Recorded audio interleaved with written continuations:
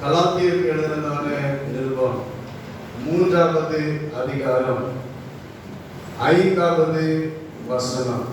கலாத்தியர் 3வது அதிகாரம் 5வது வசனம்.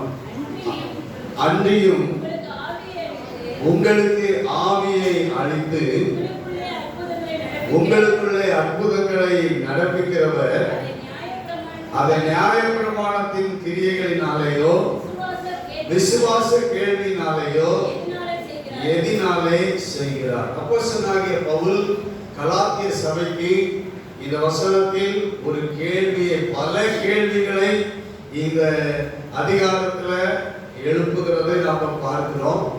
அதுல ஒரு கேள்வி, உங்களுக்கு ஆவியை அளித்து உங்களுக்குள்ளே அற்புதங்களை நடப்பிக்கிறவர் அதை நியாயப்பிரமாணத்தின் கிரியைகளினாலேயோ விசுவாச கேள்வியினாலேயோ எதினாலே செய்கிறார்?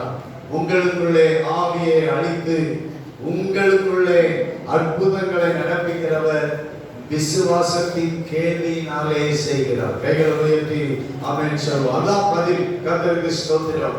நியாயப்பிரமாணத்தினுடைய கிரியைகளினாலே அல்ல, விசுவாசத்தினுடைய கேள்வியினாலேயே அதை செய்கிறார். அவர் எதை செய்கிறார்? நமக்கு ஆவியை அளிக்கிறார். அல்லேலூயா, ஸ்தோத்திரம். நமக்குள்ளே அற்புதங்களை செய்கிறார். ஸ்தோத்திரம். நமக்கு ஆவியை அளித்து நமக்குள்ள அற்புதங்களை செய்கிறது விசுவாசத்தினால. கரங்களை உயர்த்தி ஆமென் சொல்வோமாக. அல்லேலூயா, ஸ்தோத்திரம். தேவனுடைய பிள்ளைகள் ஒவ்வொருவருக்கும் தமது ஆவியை அவர் அளிக்கிறார். தமது பரிசுத்த ஆவியை நமக்கு அளித்து நமக்குள்ளே அற்புதங்களை நடப்பிக்கிறவர். கர்த்தருக்கு ஸ்தோத்திரம். இன்னைக்கு விசுவாசத்தினால நமக்குள்ள என்னென்ன அற்புதங்களை அவர் நடப்பிக்கிறார் என்பதை இந்த கலாத்திய நிருபத்திலிருந்து நாம் தியானிப்போமாக. ஸ்தோத்திரம். நம்ம ஆவியை அளித்து அற்புதங்களை நமக்குள்ளே நடப்பிக்கிறவர். என்ன அற்புதங்களை அவர் நடப்பிக்கிறார்? முதலாவது, நமக்கு விசுவாசத்தினாலே அவர் நடப்பிக்கிற அற்புதம், நமக்குள்ளே தேவன் நடப்பிக்கிற அற்புதம் என்னவென்றால், கலாத்தியர் 3வது அதிகாரம் 13வது வசனம். கலாத்தியர் 3வது அதிகாரம் 13வது வசனம். மரத்திலே தூக்கப்பட்ட எவனும் சபிக்கப்பட்டவன் என்று எழுதியிருக்கிறபடி கிறிஸ்து நமக்காக சாபமாகி நியாயப்பிரமாணத்தின் சாபத்திற்கு நம்மை நீங்களாக்கி மீட்டு கொண்டார். இதுதான் ஆண்டவர் நமக்குள்ளே நடப்பித்த அற்புதங்கள். அதுல ஒன்று, ஸ்தோத்திரம் உண்டாவதாக, நியாயப்பிரமாணத்தின் சாபத்திற்கு நம்மை நீங்களாக்கி மீட்டு கொண்டார். நமக்குள்ள ஒரு அற்புதம் நடந்தது. நமக்குள்ள தேவன் தமது ஆவியை அளித்து அவரை விசுவாசித்த போது இந்த அற்புதத்தை நமக்குள்ள செய்திருக்கிறார். என்ன அற்புதம்? நியாயப்பிரமாணத்தின் சாபத்தை நம்மை விட்டு நீங்களாக்கி இருக்கிறார். கைகளை உயர்த்தி ஆமென் சொல்வோமாக. அல்லேலூயா. நியாயப்பிரமாணத்தினால் வந்த அந்த அத்தனை சாபங்களையும் நம்மை விட்டு அவர் நீக்கி இருக்கிறார், நீங்களாக்கி அவர் மீட்டுக் கொண்டு இருக்கிறார் என்று வேதம் சொல்கிறது. கர்த்தருக்கு ஸ்தோத்திரம். அந்த நியாயப்பிரமாணத்தினுடைய சாபம் என்ன? ஸ்தோத்திரம். 10வது வசனத்திலே நாம் வாசிக்கிறோம், நியாயப்பிரமாணத்தினுடைய கிரியைக்காரராகிய யாவரும் சாபத்துக்கு உட்பட்டிருக்கிறார்கள். நியாயப்பிரமாணத்தின் கிரியைக்காரர்கள் யாவரும் சாபத்துக்கு உட்பட்டிருக்கிறார்கள். ஆனால் விசுவாசத்தின் கிரியைக்காரர்கள் யாவரும் சாபத்துக்கு உட்பட்டவர்கள் அல்ல. அல்லேலூயா, ஸ்தோத்திரம் உண்டாவதாக. நியாயப்பிரமாணத்தின் கிரியைக்கு உட்பட்டிருக்கிற கிரியைக்காரர்கள் யாவரும் சாபத்துக்கு உட்பட்டிருக்கிறார்கள். நியாயப்பிரமாண புத்தகத்தில் எழுதப்பட்டவைகளை எல்லாம் செய்யத்தக்கதாக அவைகளில் நிலைத்திராதவன் எவனோ அவன் சபிக்கப்பட்டவன் என்று எழுதியிருக்கிறதே. கர்த்தருக்கு ஸ்தோத்திரம். நியாயப்பிரமாணத்தை அந்த காரியங்களில் நிலைத்திராவிட்டால் அவன் எப்படிப்பட்டவனாக இருப்பான்? சபிக்கப்பட்டவனாக இருப்பான். தேவன் பழைய ஏற்பாட்டில் நியாயப்பிரமாணத்தை கொடுத்தார் மோசேயின் மூலமாக. 10 கட்டளைகள் பிரதானமானவைகள். அதற்கு மேல சுமார் 600 காரியங்கள். ஸ்தோத்திரம் உண்டாவதாக. இந்த வேதத்துல நியாயப்பிரமாண பிரமாணத்தினுடைய அந்த பிரமாணமாக இருக்கிறது. கர்த்தருக்கு ஸ்தோத்திரம். இவைகள் எல்லாவற்றையும் எந்த மனுஷனும் நிறைவேற்ற முடியாதவைகள், அவைகள் நிறைவேற்றவில்லை. எனவே பழைய ஏற்பாட்டில் நியாயப்பிரமாணத்தினுடைய சாபம் மனிதர்களை பிடித்தது. கர்த்தருக்கு ஸ்தோத்திரம் உண்டாவதாக. நாமும் அந்த நியாயப்பிரமாணத்தினுடைய நியாயப்பிரமாணத்தின் சாபத்துக்கு உட்பட்டவர்களாக தான் நாமும் என்ன செய்தோம்? காணப்பட்டோம். கர்த்தருக்கு ஸ்தோத்திரம். ஆனால் அந்த நியாயப்பிரமாணத்தின் சாபத்தை ஆண்டவர் நம்மை விட்டு மாற்றி இருக்கிறார், நீங்களாக்கி இருக்கிறார் என்று ஆண்டவருடைய வசனம் சொல்லுகிறது. என் நியாயப்பிரமாணத்தின் சாபம் என்ன? லேவியராகமம் 26வது அதிகாரம் 14வது வசனத்திலிருந்து 46வது வசனம் வரைக்கும் நியாயப்பிரமாணத்தின் சாபத்தை அங்கே பார்க்கிறோம். லேவியராகமம் 26வது அதிகாரம் 14வது வசனத்தில இருந்து அது ஆரம்பிக்கிறது. ஸ்தோத்திரம் உண்டாவதாக. 14வது வசனத்தில இருந்து ஆரம்பிக்கிறது. நீங்கள் எனக்கு செவிகொடாமலும் இந்த கற்பனைகள் எல்லாவற்றின்படி செய்யாமலும் அதை மீறி போவீர்களானால், 14வது வசனத்துல கண்களை பூத்து போக பண்ணுகிறதும் இருதயத்தை துயரப்படுத்துகிறதும். இருதயம் எப்படி இருக்கும்? துயரமாகவே இருக்கும். எப்போதும் இருதயம் துயரமாக, வேதனையாக, சஞ்சலமாகவே காணப்படும். ஒரு மனிதனுடைய இருதயம் ஏன் எப்போதும் துயரத்துல, சஞ்சலத்துல, வேதனையில இருக்குன்னா அது நியாயப்பிரமாணத்தினுடைய சாபம். அந்த நியாயப்பிரமாணத்தின் சாபம். அதே போல கண்கள் பூத்து போகிறது. எதிர்பார்க்கிற ஒண்ணுமே என்ன செய்யாது? நடக்காது. சோதரா, அது ஒண்ணுமே நடக்கலையே சொல்லி நம்முடைய கண்கள் என்ன செய்யும்? பூத்து போகும். கர்த்தருக்கு ஸ்தோத்திரம். அது மாத்திரமல்ல, தொடர்ந்து பார்க்கிறோம் திகில், ஈழை, காய்ச்சல், இன்னும் விதைக்கும் விதை விருதாவா இருக்கும், சத்திரத்தினுடைய பலனை தின்பார்கள். இப்படி தொடர்ந்து கடைசி வரைக்கும் ஸ்தோத்திரம் உண்டாவதாக 46வது வசனம் வரைக்கும் இந்த நியாயப்பிரமாணத்தினுடைய சாபங்களை இந்த வசனங்கள் நமக்கு காண்பிக்கிறது. கர்த்தருக்கு ஸ்தோத்திரம் உண்டாவதாக. ஹல்லேலூயா. அடுத்து உபாகமத்தின் புத்தகம் 27வது அதிகாரம். உபாகமத்தின் புத்தகம் 27வது அதிகாரம் 15வது வசனத்திலிருந்து 26வது வசனம் வரைக்கும். உபாகமம் 27வது அதிகாரம் 15வது வசனத்திலிருந்து வாசிப்போம். கர்த்தருக்கு அருவருப்பான காரியமாகிய தொழிலாளிகளுடைய கைவேலையால் செய்யப்பட்டதும் வார்ப்பிக்கப்பட்டதுமான யாதொரு விக்கிரகத்தை உண்டு பண்ணி ஒளிப்பிடத்தில் வைக்கிறவன் சபிக்கப்பட்டவன் என்பார்களாக. அதற்கு ஜனங்கள் எல்லாரும் பிரதியுத்தரமாக ஆமென் என்று சொல்ல கடவர்கள். தன் தகப்பனையும் தன் தாயையும் தூஷிக்கிறவன் சபிக்கப்பட்டவன் என்பார்களாக. ஜனங்கள் எல்லாரும் ஆமென் என்று சொல்ல கடவர்கள். பிறனுடைய எல்லைக்குரிய அந்த எல்லை சோத்திரம் உண்டாக அந்த எல்லை, அந்த காணி கல்லு சோத்திரம், அதை அதை ஒற்றி போடுகிறவன் சபிக்கப்பட்டவன் என்பார்களாக. ஜனங்கள் எல்லாரும் ஆமென் என்பார்களாக. இப்படி ஸ்தோத்திரம் உண்டாவதாக. நான் இந்த 26வது வசனம் வரைக்கும் 26வது வசனம் சொல்லுகிறது, இந்த நியாயப்பிரமாண வார்த்தைகள் எல்லாம் கை கொண்டு நடவாதவன் சபிக்கப்பட்டவன் என்பார்களாக. ஜனங்கள் எல்லாரும் ஆமென் என்பார்களாக. இப்படி எழுதப்பட்ட நியாயப்பிரமாணத்தின் வார்த்தைகள் எல்லாம் கை கொண்டு நடவாதவன் யாரு? சபிக்கப்பட்டவன் என்பார்களாக. சபிக்கப்பட்டவன். நாம யாருமே நியாயப்பிரமாணத்தின் ஒரு வார்த்தையை கூட நாம என்ன செய்யல?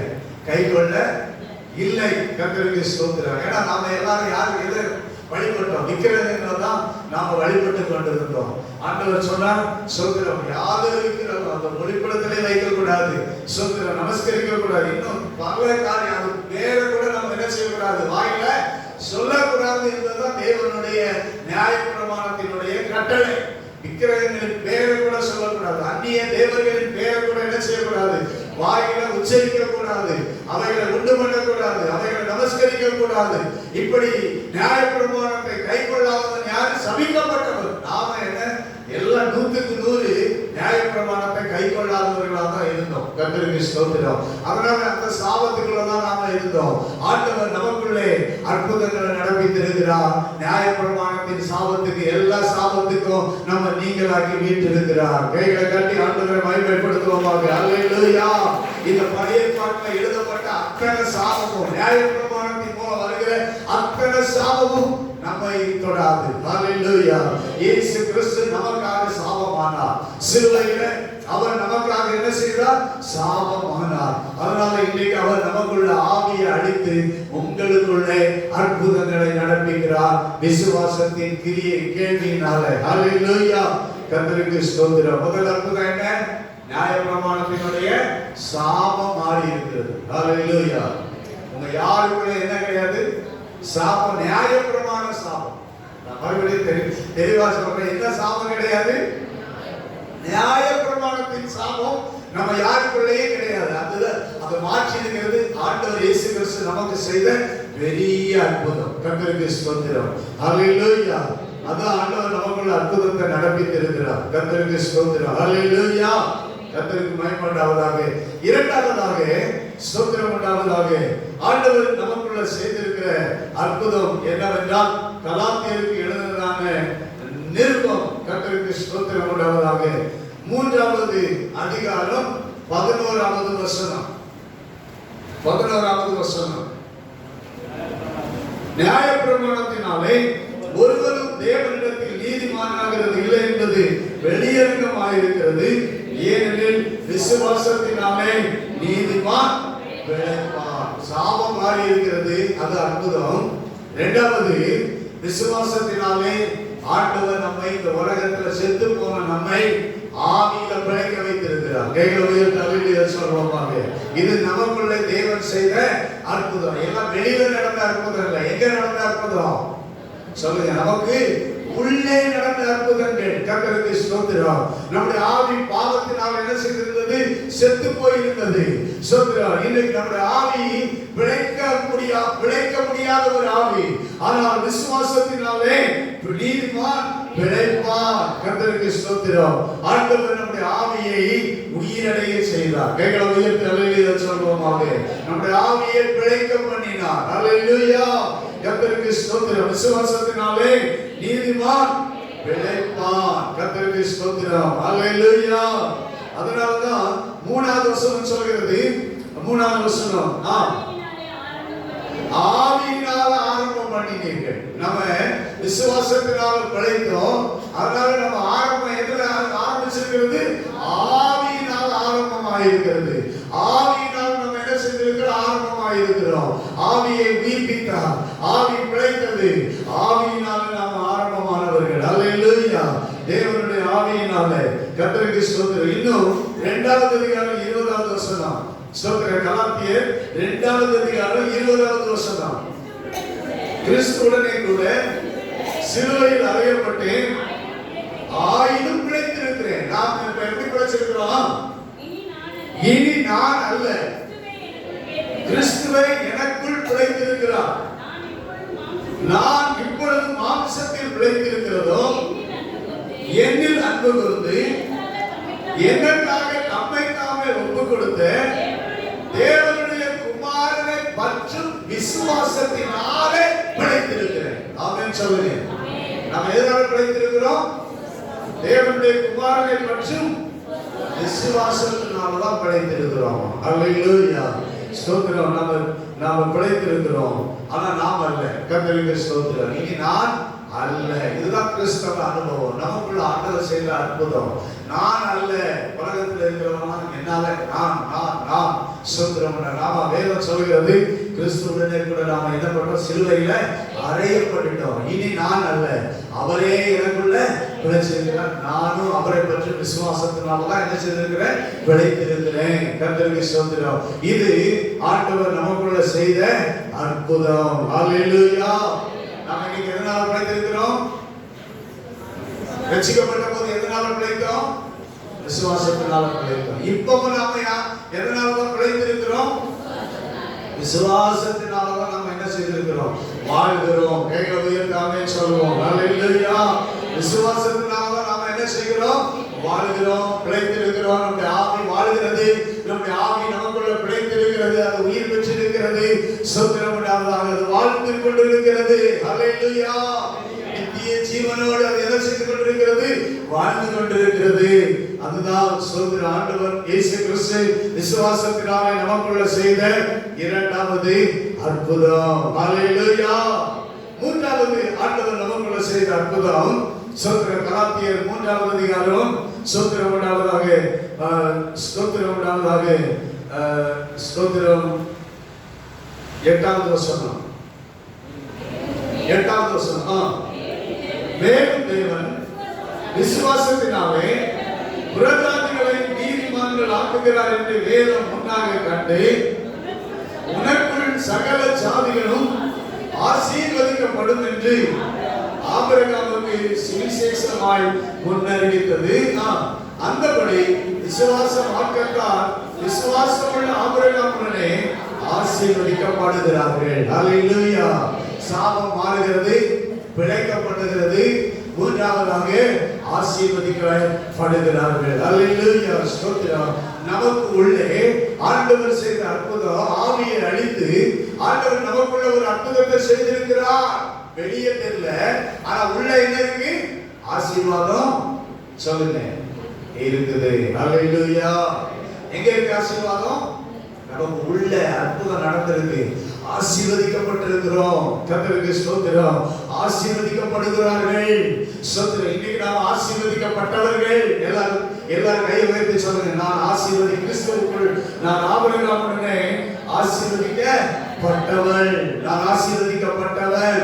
ஆபிரகாமுடனே கூட நாங்கள் ஒவ்வொருவரும் ஆசீர்வதிக்கப்பட்டவர்கள். கர்த்தருக்கு ஸ்தோத்திரம். நம்முடைய உள்ளான மனிதன், நம்முடைய உள்ளான வாழ்க்கை, நாம் ஆசீர்வதிக்கப்பட்டவர்கள். யாரும் சாபத்துக்கு உட்பட்டவர்கள் அல்ல, எல்லாரும் செத்தவர்கள் அல்ல, எல்லாரும் ஆசீர்வதிக்கப்பட்டவர்கள். கர்த்தருக்கு ஸ்தோத்திரம். ஹல்லேலூயா. நீங்க வெளியே தான் அநேகர் பார்த்து ஏமாந்து போறோம்.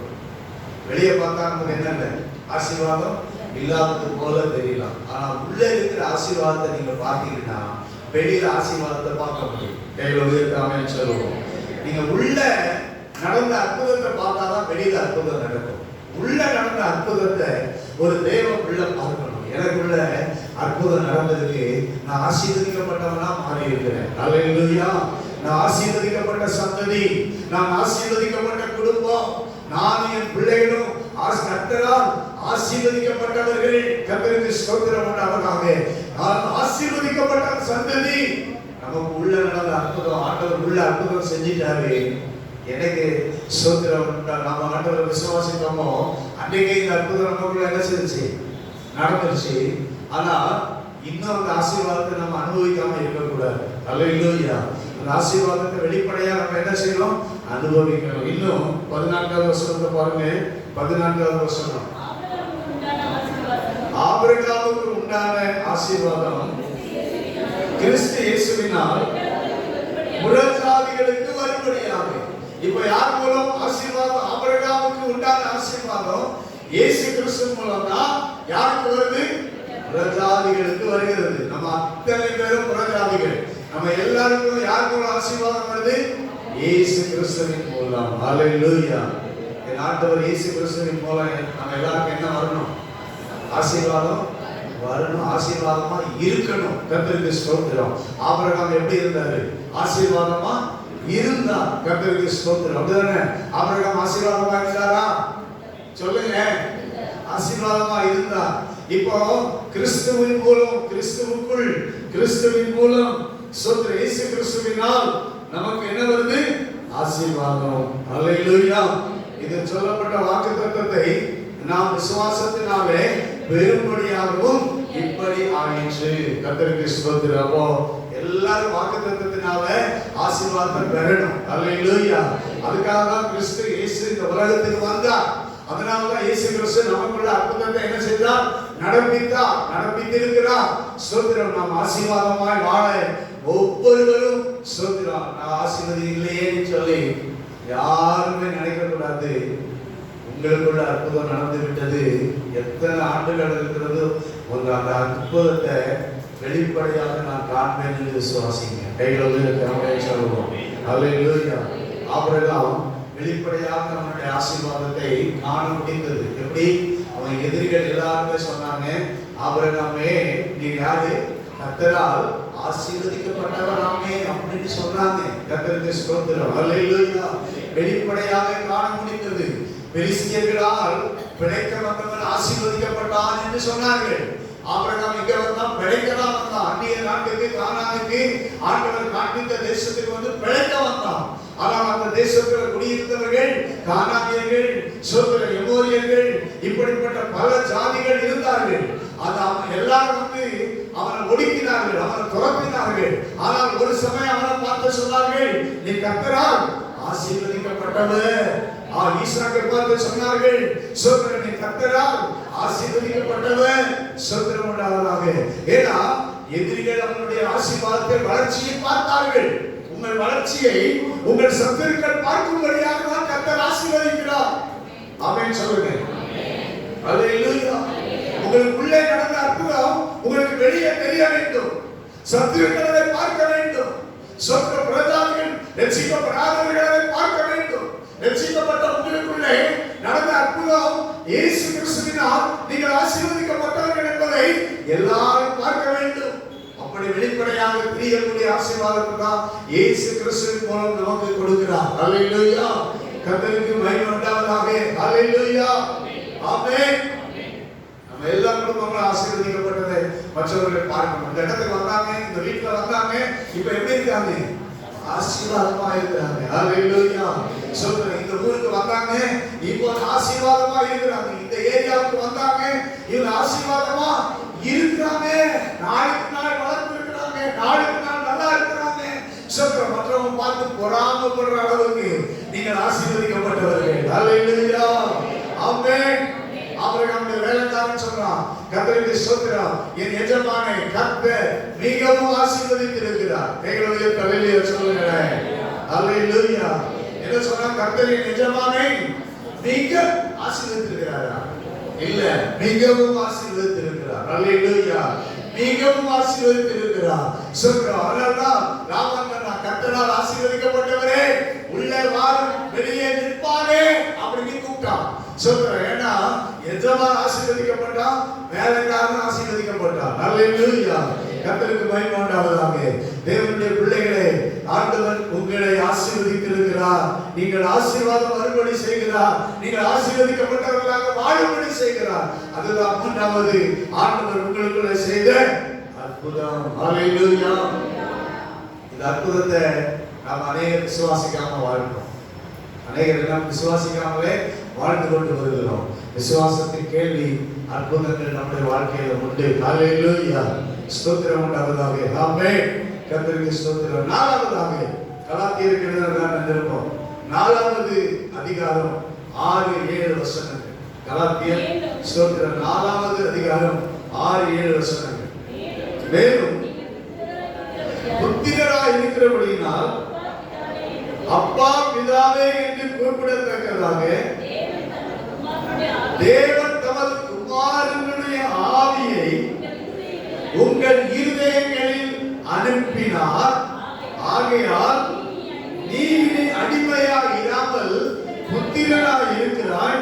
நீ புத்திரனே ஆனால் கிறிஸ்து மூலமாய் தேவனுடைய சுதந்திரமாய் இருக்கிறார். எவ்வளவு பெரிய எவ்வளவு ஆண்டவர் எவ்வளவு பெரிய அற்புதத்தை நமக்கு செய்திருக்கிறார்.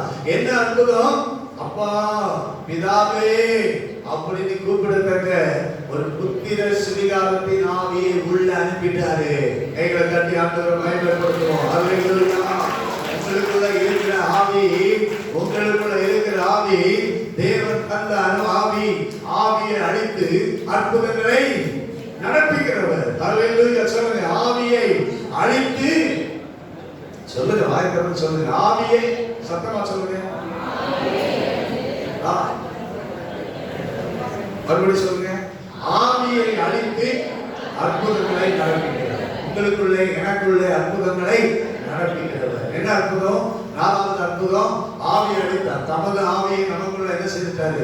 இருதயத்துல அழிச்சிட்டாரு. என்ன ஆவி? அப்பா பிதாவே இனி கூப்பிடப்படுகிற புத்திர அந்த குமாரனுடைய ஆவி நம்முடைய இருதயத்தில் அனுப்பிட்டாரு. இது அற்புதம். அல்லேலூயா. இது அற்புதம் நடந்துச்சு. அதனால நீங்களும் நானும் யாரும் கிடையாது, அடிமை அல்ல. அல்லேலூயா. அடிமைக்கு தாங்க ஆண்டவரே, இந்த அடிமைக்கு பிச்சை கூடாது. நீங்கெல்லாம் யாரு இல்லை. அடிமை தான் என்ன கேட்பான்? அடிமை தான் என்ன கேட்பான்? சம்பளம் கேட்பான். அடிமை தான் என்ன கேட்பான்? பிச்சை கேட்பான். நீங்க சம்பளம் கேட்கிற ஆள் கிடையாது, அடிமை இல்லை. அல்லேலூயா. நீங்க பிச்சை கேட்கிற ஆள் கிடையாது, நீங்க புத்திரன். அல்லேலூயா. நாம் புத்திரர்கள். ஸ்தோத்திரம். நாம் சுதந்திரவாளிகள். கிறிஸ்து மூலமாய் தேவனுடைய சுதந்திரமாய் இருக்கிறோம். கொடுக்கறத கொடுங்க ஆண்டவரே. வேலைக்காரன் என்ன சொல்லுவான்? ஒரு வேலைக்காரனுக்கு என்ன கிடைக்கும்? அடிமைக்கு என்ன கிடைக்கும்? சில சமயம் சம்பளமே அவனுக்கு என்ன செய்யாது. அடிமைக்கு என்ன கிடையாது? பைபிள் படி என்ன கிடையாது? சம்பளமே கிடையாது, ஆசீர்வாதமே கிடையாது. ஸ்தோத்திரம். ஒண்ணுமே கொடுத்தாதான் உண்டு. ஸ்தோத்திரம். எஜமா ஏதாவது கொடுத்தா அவன் என்ன செய்துக்கலாம்? வாங்கி கொள்ளலாம். ஆனா எதுவுமே அவனால என்ன செய்ய முடியாது, எடுத்துக்கொள்ள முடியாது. கர்த்தருக்கு ஸ்தோத்திரம். ஆனா பிள்ளை என்ன பண்ணலாம்? வீடெல்லாம் போய் எங்க இருக்கோ சொல்லுங்க, அப்பா அது அம்மா நீங்க இப்போ கேக் உள்ள பிரிட்ஜ் திறக்கிறீங்க, உள்ள போய் என்ன இருக்கோ அதை என்ன பண்றீங்க? நான் எடுத்துக்கிறேன் அப்படின்னு உரிமையா என்ன செய்றீங்க? உங்க வீட்டுல இருக்கிற எல்லாத்தையும் எடுத்துக்கிறது உங்களுக்கு என்ன இருக்கு? உரிமை இருக்கு. அல்லேலூயா. அதான் சுதந்திரம். கர்த்தருக்கு சுதந்திரம். நீ அடிமை இல்லை. தேவனுடைய ஆசீர்வாதம் எல்லாவற்றையும் எடுக்கிறதுக்கு நமக்கு என்ன இருக்கு? சொல்லுங்க சொல்லுங்க. தேவனுடைய எல்லாவற்றையும் எடுக்கிறதுக்கு நமக்கு என்ன இருக்கு? உரிமை உள்ளவங்களா இருக்கிறோம். கர்த்தருக்கு சுதந்திரம். சுதந்திரவாளிகளா இருக்கிறோம். எல்லாவற்றையும் எடுத்து அனுபவிக்கிறதுக்கு நம்ம சுதந்திரவாளிகள். ஆனா நாம யாரா இருக்கிறோம்? நமக்குள்ள அற்புதம் நடந்துச்சு, ஆனா நம்ம யாரா தான் இருக்கிறோம்? அடிமையா தான் இருந்துகிட்டு இருக்கோம். அடிமை அடிமை அடிமை அடிமைன்னு சொல்லி யாரும் நீங்க அடிமையா இருக்கக்கூடாது. அனுபவிக்கிற சுதந்திரவாளிகளாக கர்த்தர் நம்மை நமக்குள்ள அற்புதத்தை செய்திருக்கிறார் என்பதை விசுவாசியுங்கள். கையில உயர்த்தி அல்லேலூயா சொல்லுவோம். அல்லேலூயா. நீங்க கேட்டீங்களா? இப்போ சுதந்திரவாளியை வாங்க என்ன பண்ணுவீங்க?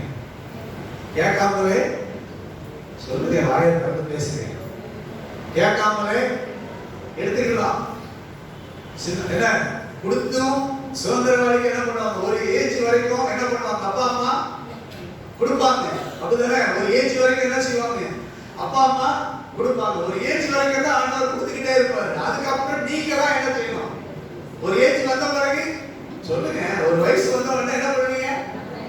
நான் தான் எடுத்துக்கணும். கர்த்தருக்கு ஸ்தோத்திரம். அப்பா இன்னும் வாயில விட்டுவாரு, அம்மா இன்னும் கொடுத்துக்கிட்டு இருப்பாங்க. அம்மா 1000 ரூபாய் கொடுங்க கொடுங்க கொடுங்கன்னு கேட்டுட்டு இருக்க மாட்டான். 1000 ரூபாய் என்ன பண்ணுவான்? எடுத்துருவோம். கர்த்தருக்கு ஸ்தோத்திரம். நாம தான் எடுத்துக்கணும். நாம சுதந்திரவாளிகள். தேவன் நமக்காக எல்லாவற்றையும் உண்டு பண்ணி வைத்திருக்கிறோம். நாம் சுதந்திரவாளிகளாக இருக்கிறோம். கைகளை உயர்த்தி அல்லேலூயா சொல்லுவோம். அல்லேலூயா.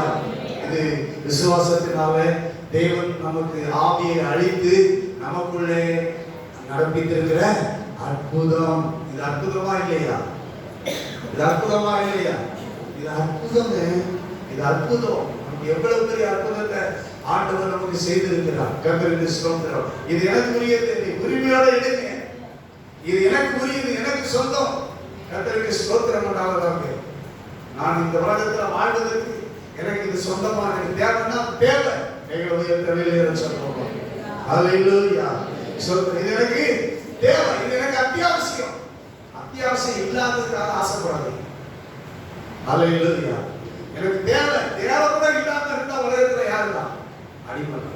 உலகத்துல நம்முடைய தேவை கூட சந்திக்கப்படாம இருந்தா நம்ம யாரு? யாரா இருக்கிறோம்? மறுபடியும் சொல்றேன், உங்கள் தேவைகள் சந்திக்கப்படாம இருந்தா நீங்க யாராக இருக்கிறீங்க? அடிமையா தான் இருக்கிறீங்க. இன்னும் குழந்தையா தான் இருக்கிறீங்க. வளர்ந்தீங்கன்னா என்ன பண்ணுவீங்க? எடுத்துக்கொள்வீங்க. உங்கள் தேவைகள் சந்திக்கப்படும். கர்த்தருக்கு ஸ்தோத்திரம். உங்களுக்குரியவைகளை நீங்கள் பெற்றுக் கொள்வீர்கள். கர்த்தருக்கு ஸ்தோத்திரம் உண்டாவதாக. அல்லேலூயா. ஆமென். சொல்லுவீங்க, எடுத்தா நாம உள்ளதானே அதான் எடுப்பேன். கைகளை உயர்த்தி அல்லேலூயா சொல்றோம். எனக்கு ஒண்ணு மீறி நான் எடுக்கல. ஸ்தோத்திரம். எனக்கு ஆசைப்பட்டு பேராசைப்பட்டு எனக்கு இது எடுக்கல. ஸ்தோத்திரம். இது எனக்கு தேவையா இருந்தது.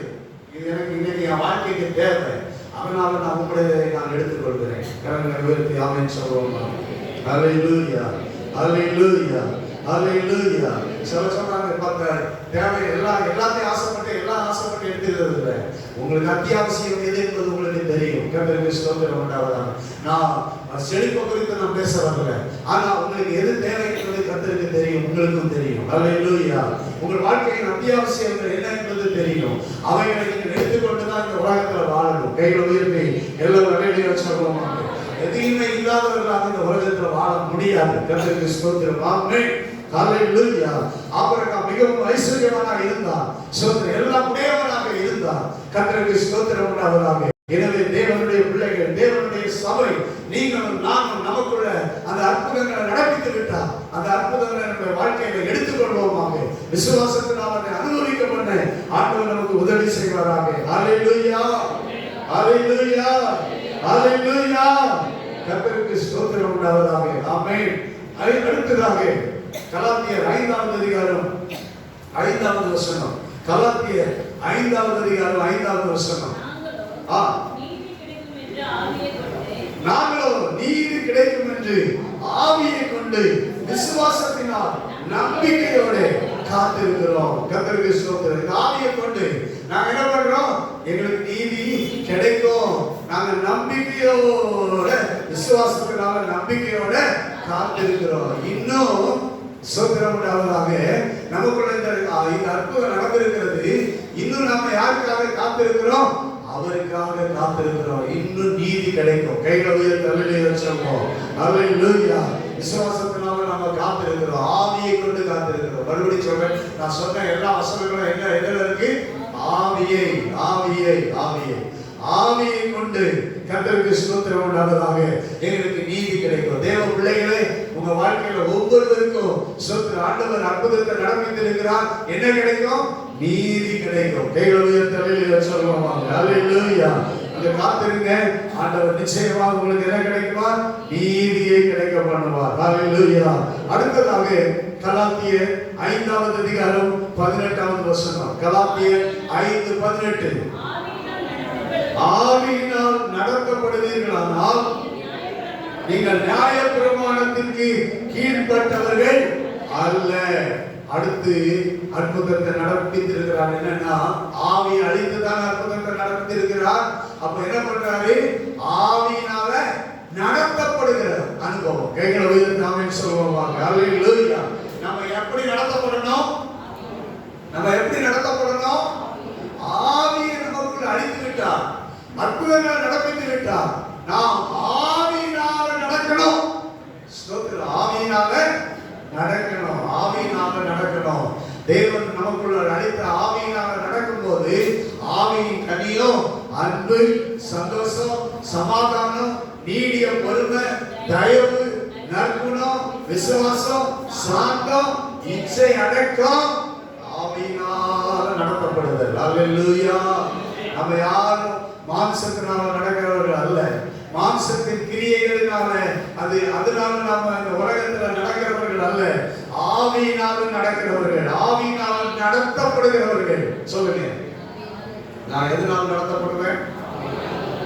ஆவியினால நடத்தப்படுவேன். அதுக்காக தான் ஆண்டவர் எனக்குள்ள என்ன செய்திருக்கிறார்? அற்புதத்தை செய்திருக்கிறார். ஆவி அழிச்சிட்டாரு. அந்த அற்புதத்தை எனக்குள்ள செய்திருக்கிறார். நான் இனி மாமிசத்தின்படி நடத்தப்படக்கூடாது. ஹல்லேலூயா, ஹல்லேலூயா. மாம்சத்தின்படி நடத்தப்படக்கூடாது. ஏன் மாமிசம் என்ன செய்யக்கூடாது? நடத்த கூடாது. தேவன் எனக்குள் அளித்த ஆவிதான் என்ன செய்யணும்? நடத்தணும். தேவனுடைய பிள்ளைகள் ஒவ்வொருடைய ஆவிக்குரிய வாழ்க்கை தேவன் அற்புதத்தை செய்துவிட்டார். ஆவியினால் நடத்தப்படுவதற்கு ஆண்டவரே, நீர் எனக்குள்ள அற்புதங்களை நடத்தியிருக்கிறீர். ஆண்டவரே, ஆவியினால் நடத்தப்படுகிற ஒரு அற்புதம் எனக்குள்ள நடந்துகிட்டு இருக்கிறது. எனக்குள்ள நீ செய்திருக்கிறீர். நான் ஆவியினால் நடத்தப்படுகிறவன். நீ ஆவியினாலே நடத்தும். ஒவ்வொரு நாளும் உடைய பரிசுத்த ஆவியினால் என்னை நடத்தும் என்று ஆவியினால் நடத்தப்படுகிற ஒரு வாழ்க்கை வெற்றியின் வாழ்க்கை. ஹல்லேலூயா. அது இன்னும் நம்ம ஆசீர்வாதத்துக்குள்ள கொண்டு போகும். ஹல்லேலூயா. ஆவியின் வாழ்க்கை, ஆவியினால் நடத்தப்படுகிறவர்கள் ஆக்கின தீர்ப்பே இல்லை. கைகளை உயர்த்தி ஆமென் சொல்லுவோம். ஹல்லேலூயா. தண்டனையே இல்லை. கைகளை உயர்த்தி ஆமென் சொல்லுவோம். ஹல்லேலூயா, ஹல்லேலூயா.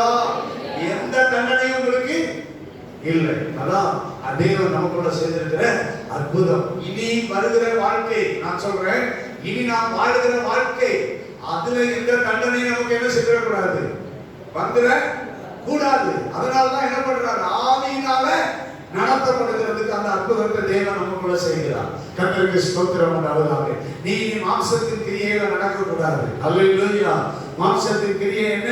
விபச்சாரம், வேசித்தனம், அசுத்தம், காம விகாரம், விக்கிரக ஆராதனை, பில்லி சூனியம், பகை, விரோதம், வைராக்கியம், கோபம், சண்டை, பிரிவினை, மார்க்க பேதம், பொறாமை, கொலை, வெறி, களியாட்டு, எல்லாம் மாம்சத்தில் நடக்கிறது. ஸ்தோத்திரம். இதெல்லாம் எது நடக்கிறது?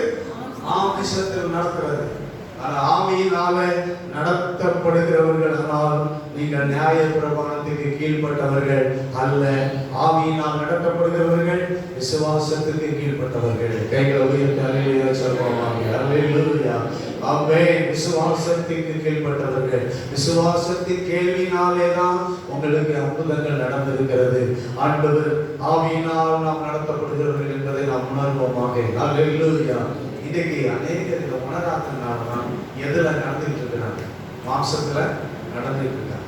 நமக்குள்ள நடந்த அற்புதத்தை நாம உணர்ந்தோம்னா, அந்த அற்புதத்தை பார்த்தோம்னா, நாம ஆவியினால நடத்தப்படுகிறவர்கள். நான் நடக்க முடியாது, நல்லா புரிஞ்சுக்கோங்க. சொல்லுங்க, நான் நடக்க முடியாது. யார் என்ன நடத்துறது? ஆவியானவர் என்ன நடத்துறாரு? கர்த்தருக்கு ஸ்தோத்திரம். ஆவியினால நான் நடத்தப்படுகிறவன். கர்த்தருக்கு ஸ்தோத்திரம். அந்த ஆசீர்வாதம் தேவனுடைய பிள்ளைகளுடைய வாழ்க்கையில பெரிய வெற்றியை கொண்டு வருகிறது. ஸ்தோத்திரம். கிறிஸ்துவினோடு கூட கிறிஸ்துவின் வெற்றியை, கிறிஸ்துவின் ஆளுகையை, கிறிஸ்துவினுடைய நன்மையை, கிறிஸ்துவினுடைய எல்லா ஆசீர்வாதங்களையும் நாம் பெற்றுக்கொண்டு வாழ உதவி செய்கிறது. அல்லேலூயா, அல்லேலூயா, அல்லேலூயா. கர்த்தருக்கு ஸ்தோத்திரம். இன்னும் கலாத்தியர் 5வது அதிகாரம் 25வது வசனம். கலாத்தியர் 5:25. நாம் ஆவியினாலே பிழைத்திருந்தால் ஆவிக்கு ஏற்றபடி நடக்கவும் கடவோம். நாம யாரால பிழைத்திருக்கிறோம்? ஆவி. முதல்ல சொல்றேன், விசுவாசத்தினால என்ன செய்திருக்கிறோம்? பிழைத்திருக்கிறோம். இப்ப சொல்றேன், ஆவியினால நடத்தப்படுறோம். நாம எதனால இப்ப பிழைச்சிருக்கிறோம்? ஆவியினால தான் பிழைத்திருக்கிறோம். ஆவியினால பிழைத்திருந்தால் தொடர்ந்து ஆவியின்படி நாம என்ன செய்வோம்? நடப்போம். நாம ஒவ்வொருவரும் ஆவியினால பிழைத்திருக்கிறவர்கள். அல்லேலூயா. ஆவியின் அற்புதங்கள் எல்லாம் நீங்களா பிழைத்திருக்க முடியாது. நீங்க யாரால பிழைத்திருக்கிறீங்க? நான் உங்களுக்குள்ள அளித்த ஆவியினால தான் நீங்க வாழ்றீங்க அப்படின்னு வேதம் சொல்லுது. அல்லேலூயா. ஆமென். அதான் தேவன் நமக்குள்ள செய்த அற்புதம். நீங்கள் ஆவியினால பிழைத்திருக்கிறீர்கள். அல்லேலூயா. ஸ்தோத்திரம். அருமையான தேவனுடைய சபையே, இந்த கால ஆராதனை வேளையில நாம் ஒவ்வொருவரும் ஆவியினாலே, ஆண்டவர் ஆவியை நமக்கு அளித்து அற்புதங்களை நமக்குள்ளே நடப்பித்திருக்கிறார். இந்த கலாத்திய சபை ஸ்தோத்திரம் மாம்சத்துக்கு நேராக போனது. அதனாலதான் இவ்வளவு காரியத்தை உங்களுக்குள்ள நடந்த அற்புதம் என்ன என்று கலாத்திய சபைக்கு அவர் அதை மறுபடியும் காண்பிக்கிறார். உங்களுக்குள்ள நடந்த அற்புதங்கள் என்ன என்பதை இந்த கலாத்திய நிருபத்துல அவர் எழுதுகிறார். ஏன்னா ஆவினால ஆரம்பம் பண்ணாங்க, ஆனா அவங்க ஆவிக்குள்ள என்ன செய்யல? பிழைச்சி இருக்கல. கர்த்தருக்கு ஸ்தோத்திரம் உண்டாவதாக. ஆவிக்குள்ள என்ன செய்யறாங்க? சொல்லுங்க. அவங்களுக்குள்ள ஆவி அளிக்கப்பட்டது உண்மை, அவங்களுக்குள்ள அற்புதங்களை தேவன் நடப்பித்தது உண்மை. ஆனால் அவர்கள் ஆவியில் என்ன செய்யல? பிழைச்சிருக்கவில்லை. மாம்சத்தில் பிழைக்க ஆரம்பிச்சிட்டாங்க. கர்த்தருக்கு ஸ்தோத்திரம். உபதேசத்தின் மாறுபாடுகள் அவர்களுக்குள்ள வந்துவிட்டது. சத்தியத்துக்கு விரோதமாக அவர்களுடைய வாழ்க்கை மறுபடியும் நியாய பிரமாணத்துக்குள்ள அவர்கள் கொண்டு செல்ல ஆரம்பித்தார்கள். எனவே அப்போஸ்தலனாகிய பவுல் சொன்னார், நீங்கள் ஆவியினால பிழைத்திருக்கிறவர்கள். அல்லேலூயா. ஸ்தோத்திரம் உண்டாவதாக என்று அவர்களுக்குள்ள நடந்த அற்புதத்தை விவரித்து காண்பிக்கிறார். இன்றைக்கும் சபை ஆவியினால பிழைத்திருக்கிற சபை. கைகளை உயர்த்தி அல்லேலூயா சொல்லுவோம். அல்லேலூயா. ஆவியினால நடக்கிறவர்கள். அல்லேலூயா. நடக்கிறவர்கள் ஆவியினால் நடத்தப்படுகிறவர்கள். கர்த்தருக்கு ஸ்தோத்திரம் உண்டாவதாக. அல்லேலூயா. ஆமென். ஆவி நமது இருதயத்துக்குள்ள இருந்து அப்பா பிதாவே என்று அவரை நோக்கி கூப்பிடப்படுகிறது. கைகளை உயர்த்தி ஆமென் சொல்லுவோமாக. அல்லேலூயா. கர்த்தருக்கு ஸ்தோத்திரம் உண்டாவதாக. ஆமென். கூப்பிடுவது மாத்திரம் அல்ல, ஸ்தோத்திரம். இன்னும் நாம பிழைத்திருந்து ஸ்தோத்திரம் எல்லா ஆசீர்வாதத்தையும் அனுபவிக்கும்படி பண்ணுகிறவர். அல்லேலூயா. ஸ்தோத்திரம். இந்த காலவெளியில கிறிஸ்துவினால் வருகிற எல்லா ஆசீர்வாதங்களும் எப்ப மாம்சத்துக்குள்ள போறோமோ அப்ப ஆசீர்வாதத்தை நாம என்ன செஞ்சிருவோம் சொல்லுங்க, இழந்துருவோம். மறுபடியும் சொல்றேன், ஆவியினால் நடத்தப்படும் போதுதான் கிறிஸ்துவுக்குள்ள இருக்கிற ஆசீர்வாதம்லாம் என்ன செய்யும், நிற்கும், எடுக்க முடியும். நீ மாம்சத்துக்குள்ள போயிட்டா என்ன பண்ண முடியாது, ஆசீர்வாதங்களை எடுத்துக்கொள்ள முடியாது, முடியவே முடியாது. கர்த்தருக்கு ஸ்தோத்திரம் உண்டாகுது. தொடர்ந்து ஆவிக்குள்ள ஆவியினால நடத்தப்பட்டு ஸ்தோத்திரம் உண்டா. நீ எப்ப மாம்சத்துல நடக்கிறியா அப்ப எது வந்துடும், சாபம் வந்துடும், தண்டனை வந்துடும். கர்த்தருக்கு ஸ்தோத்திரம் உண்டாவதாக. நான் மறுபடியும் சொல்றேன், விசுவாசத்தினால நாம பிழைத்திருப்போமாக. அல்லேலூயா. விசுவாசத்தினால நாம் ஆவியினால பிழைத்திருப்போமாக, ஆவியினால வாழ்வோமாக, ஆவியினால நடத்தப்படுவோமாக, ஆவியை கொண்டு விசுவாசத்தினால் நம்பிக்கையோட காத்திருப்போமாக. அல்லேலூயா, அல்லேலூயா. கர்த்தர் இயேசு கிறிஸ்து தாமே உங்கள் அனைவரையும் தொடர்ந்து அற்புதங்களை நடப்பித்தவர். உங்கள் வாழ்க்கை எல்லாமே அற்புதங்களாக, வெளியரங்கமான அற்புதங்களாக நிறைந்திருக்க பண்ணி ஆசீர்வதிப்பாராக, ஆசீர்வாதமாக இருக்க பண்ணுவாராக. ஆமென், ஆமென்.